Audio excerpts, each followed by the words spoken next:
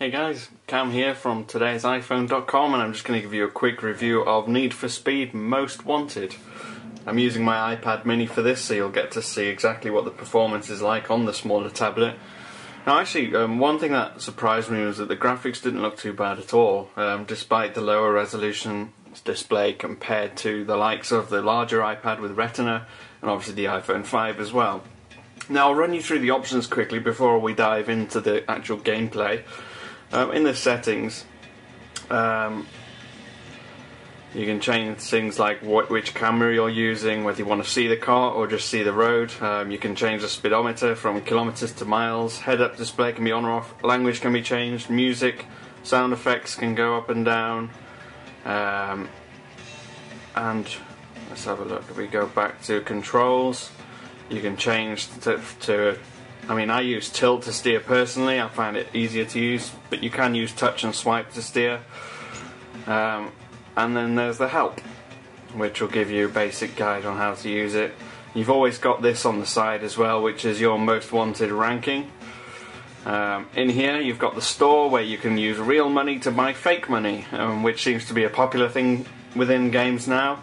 I'm not a big fan. Most wanted, again, that's the same. Driver details, that's me. And you can view your garage, where you can see the cars you own and the cars that you want to buy. So you see how much money you've got in the top right hand corner there, and it will show you how much each of your cars costs. And actually, if I just show you quickly, one of my favourite cars is in here, the Mercedes SLS AMG. Within here you can get a good view of the car, you can rotate around. Sadly though, I don't think you can make the gull wing doors open, which is the best thing about that car. But anyway, you can respray, change the colour, all sorts of goodies in there for you to customise. And then when you actually go into a race, you see the map here. I'm just going to go into one of the easy first ones, because it's easier to do that way on video. Let's go downtown.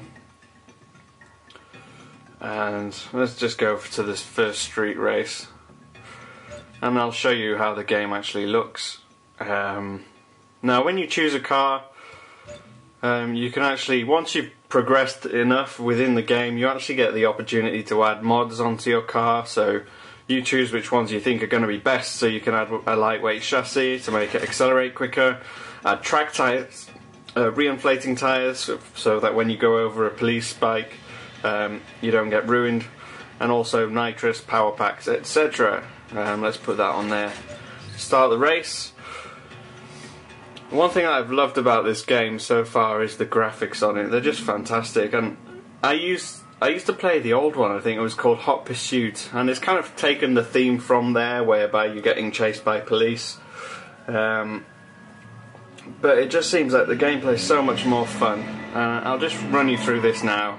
You see what the controls are like. So you steer to steer. For nitrous, you swipe up. If you want to slide around a corner, you hold the right hand side of the screen. If you want to brake, you hit the left hand side of the screen. So let's go. Now, even on the iPad mini, you can see the frame rate is actually quite impressive. It hasn't got an A5X processor, it hasn't got a Retina display, and yet you don't feel like it's slow, you don't feel like it's freezing or glitching in any sort of way. And actually, there's quite a few different tracks you can use, obviously depending on which part of the map you choose to race in. You get extra nitrous for jumps and slides, you get even more nitrous if you take out a police car.